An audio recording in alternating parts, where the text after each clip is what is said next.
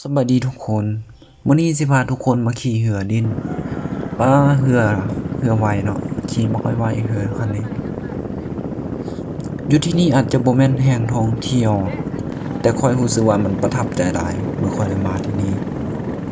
ถึงว่ามันจะบ่แม่นแหล่งท่องเที่ยว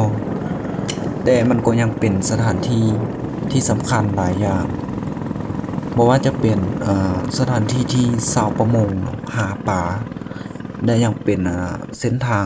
การคมนาคมทางน้ำ ที่จะมีบักเนาะอีกฝากนี้เนี่ยบักตัวนั้นอ่ะ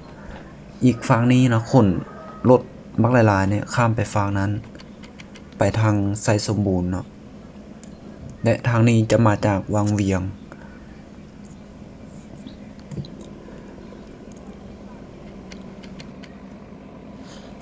ที่นี่อาจจะเอิ้นว่าเป็นท่าเรือในอนาคตเนาะ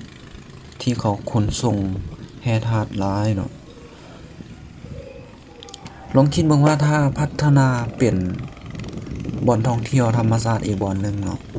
คือสิเติบโตไปได้ดีแหละเพราะว่าที่นี่มี